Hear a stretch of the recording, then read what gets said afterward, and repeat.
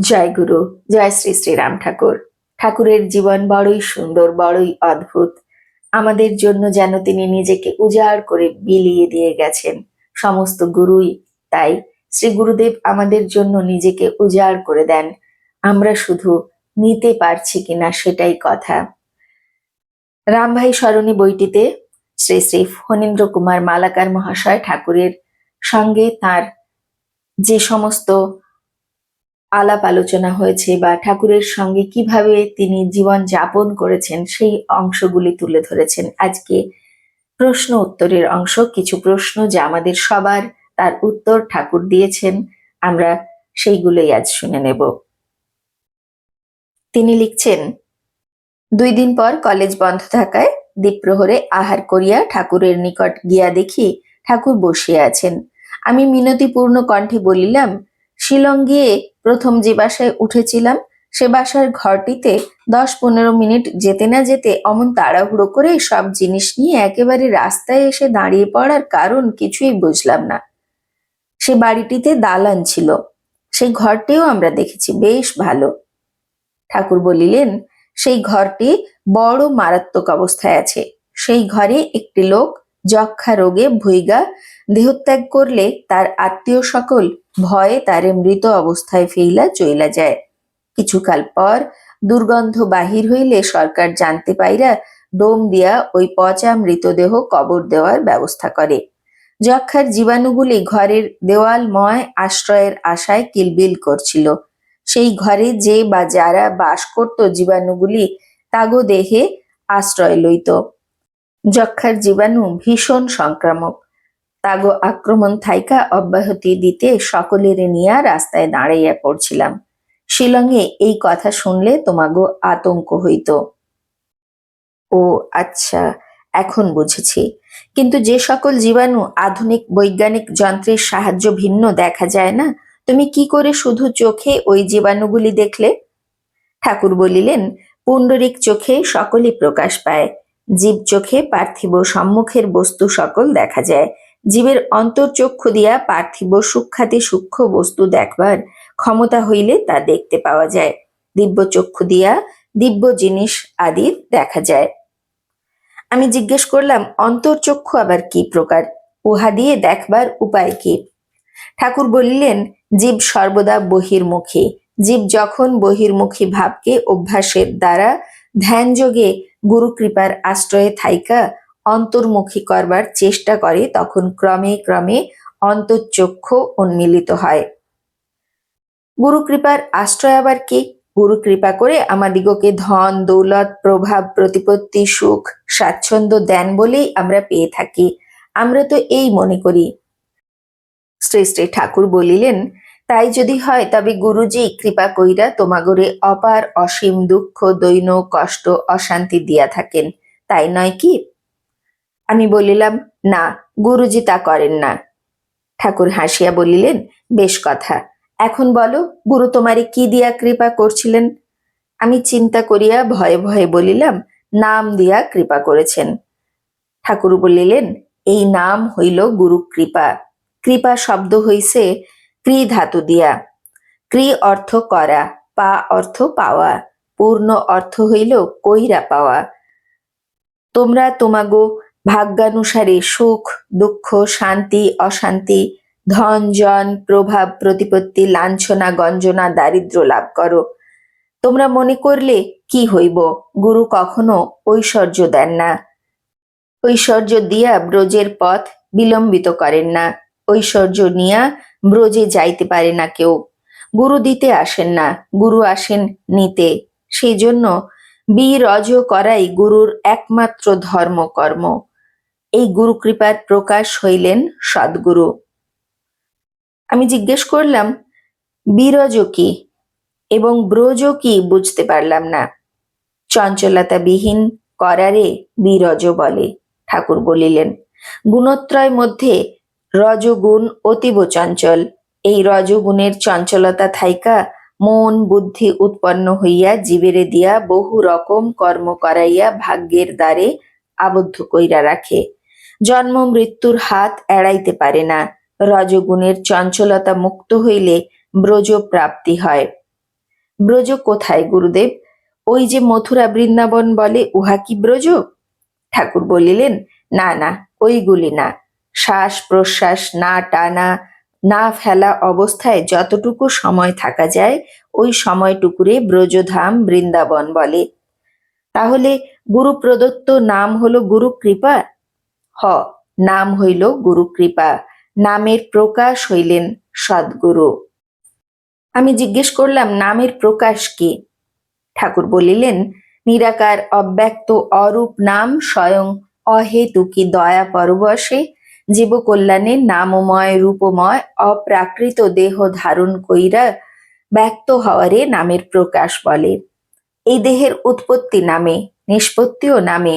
যেমন জল আর বরফ, বরফের উৎপত্তি জলে, পুনরায় নিষ্পত্তিও জলে, সেই রকম নামময় দেহ ও দেহি, নাম ও নামী এক ও অভিন্ন। নামই হল প্রাণ, আত্মা। প্রাকৃত দেহধারী জীবের দেহ ও দেহি ভিন্ন, যেহেতু দেহ পঞ্চভৌতিক দেহ। আমি আবার জিজ্ঞেস করলাম, নামের প্রকাশ কি? এবার বুঝতে পেরেছি। স্তোত্রে পেয়েছি ধ্যানমূলম গুরুর মূর্তি, তাহলে ধ্যান করব গুরুর মূর্তি, তাই তো? ঠাকুর বলিলেন, গুরু বলতে নামই গুরু, অতএব নাম হইল গুরু মূর্তি। ধ্যান বলে চিন্তারে। নাম চিন্তায় গভীর ভাবে নিমগ্ন থাকারে ধ্যান বলে। নাম চিন্তা করলেই গুরু মূর্তির চিন্তা করা হয়, পৃথকভাবে গুরু মূর্তির চিন্তা করতে হয় না। তা কি করে হবে? নামের না আছে আকৃতি, না আছে রূপ, তবে কিসের অবলম্বনে নাম চিন্তা করব? ঠাকুর বলিলেন, নাম চিন্তা করতে কিছু অবলম্বনের প্রয়োজন হয় না। নাম নিরবলম্ব, অকল্প, শূন্য। নাম চিন্তায় তন্ময় থাকারই শূন্য চিন্তা বলে। নামের ধ্যান করতে করতে সাকার গুরুমূর্তি নামে বিলীন হইয়া শূন্যে পর্যবসিত হয়। তাই বলা হয়েছে, যেই নাম সেই কৃষ্ণ, যেই নাম সেই রূপ। আমি বললাম, নাম স্মরণে শ্রী গুরুর মূর্তি ধ্যান আনন্দদায়ক কিনা? তাই।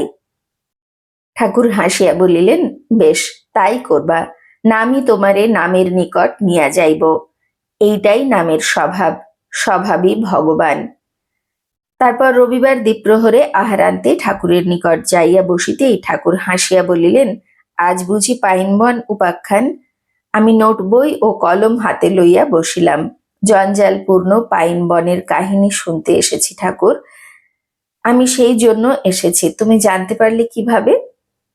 ঠাকুর বলিলেন, তোমার অন্তর্ভাব দেখা। শিলংয়ে পাইন বৃক্ষের বহু বাগান আছে। আছে বই কি। তার মধ্যে 10টি বাগানে আমাদের নিয়ে গিয়ে নাম কীর্তন করেছিলেন।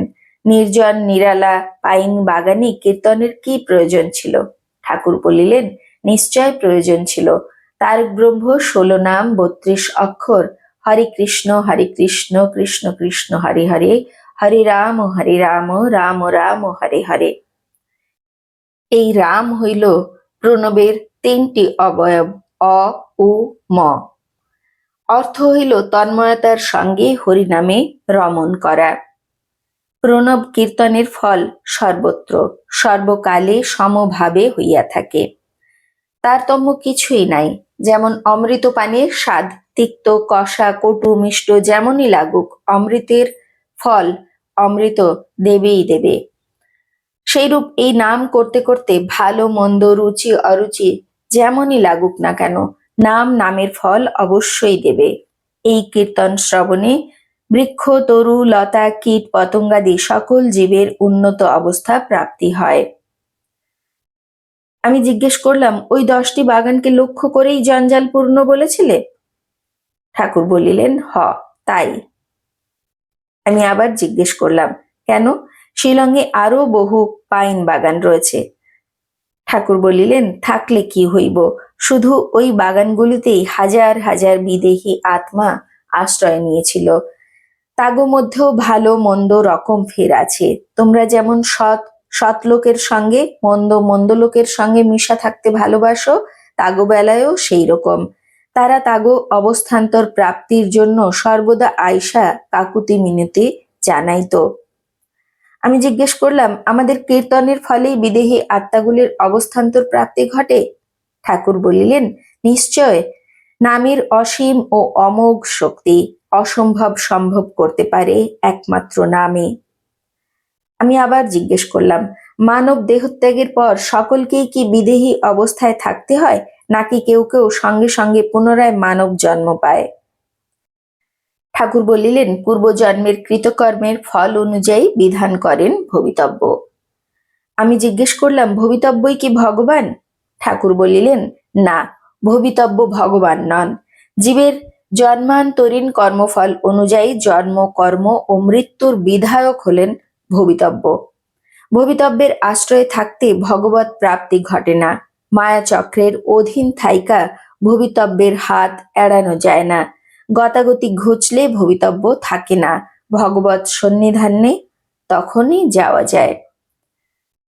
আমি আবার জিজ্ঞেস করলাম, শুনেছি আত্মা নিত্য শুদ্ধ, নিত্য মুক্ত, তবে কেন আত্মার এত বিকৃত অবস্থা ঘটে?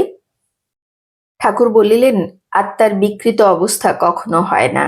আত্মা সর্বকাল এক অপরিবর্তনশীল অধিকৃত অবস্থায় বিরাজ করে। আত্মার বিকৃত অবস্থা বইলা যা মনে হয় তা আত্মার নয়। আকাশে সূর্যের একখান ঘন কৃষ্ণ মেঘে আচ্ছাদিত করলে সূর্যের স্বীয় চিরন্তন অবস্থার যেরকম কোনো পরিবর্তন হয় না, সেই রকম আত্মা প্রকৃতিজাত মন, বুদ্ধি, অহংকার 10 ইন্দ্রিয় দ্বারা আচ্ছাদিত হইলেও আত্মা স্বীয় অপরিবর্তনীয় অবস্থায় বিরাজ করে। আবৃত অনাবৃত সকল অবস্থায় আত্মা অবিকৃত। বিকৃত অবস্থা হয় মনের। আবরণ শূন্য নাম দ্বারা এই মনেরে মুক্ত করতে হইব। তখন জন্ম মৃত্যুর অতীত অবস্থা পাইয়া আত্মা মুক্ত হইয়া যায়। আমি জিজ্ঞেস করলাম, পাইন বাগানের বিদেহী আত্মা সকল মুক্ত হয়ে গিয়েছে কি? ঠাকুর বলিলেন, যেই অবস্থায় ছিল সেই থাইকা উন্নত অবস্থা প্রাপ্ত হয়েছে। মুক্তি সাধন সাধ্য। উন্নত অবস্থায় গিয়ে সাধন করতে হবে? ঠাকুর বলিলেন, নিশ্চয়ই করতে হইব, নতুবা মুক্তি মিলব কি প্রকারে? মুক্তি কি গাছের ফল যে কুড়াইয়া নিলেই মুক্তি মিলবে? আমি প্রশ্ন করলাম, তাহলে অজামিল নামাভ্যাসে বৈকুণ্ঠ লাভ করেছিল কিভাবে? সাধন করেনি তো সে। ঠাকুর বলিলেন, অজামিল নাম সাধন না কইরা শুধুমাত্র নামের আভাসেই বৈকুণ্ঠ অবস্থা লাভ করেছিলেন। বৈকুণ্ঠ বলে কারে? বিকুণ্ঠ, বৈকুণ্ঠ, নাই কুণ্ঠ, অর্থাৎ কুণ্ঠাহীন, দ্বিধাহীন, সংকোচবিহীন অবস্থা লাভ না করলে ভগবত সকাশে যাওয়া যায় না। দ্বিধা সংকোচ অষ্টপাশে গণ্ডিবদ্ধ। অষ্টপাশের অষ্ট অবস্থা অতিক্রম কইরা তবে মুক্ত অবস্থা, জন্ম মৃত্যুর অতীত অবস্থা নাম সাধনের দ্বারা লাভ করা যায়। অজামিল সংকোচহীন অবস্থা লাভ কইরা পরে নাম সাধন কইরা মুক্তি পাইছিল। কত গভীর কথা ঠাকুর কত সহজে আমাদের বুঝিয়ে দিয়ে গেছেন। আমরা যেন ঠাকুরের সেই সমস্ত কথাগুলো মর্মে মর্মে উপলব্ধি করতে পারি, এটাই প্রার্থনা করি তার শ্রীচরণে। জয় গুরু, জয় শ্রী শ্রী রাম ঠাকুর। গুরু কৃপা হি কেবলম। জয় গুরু।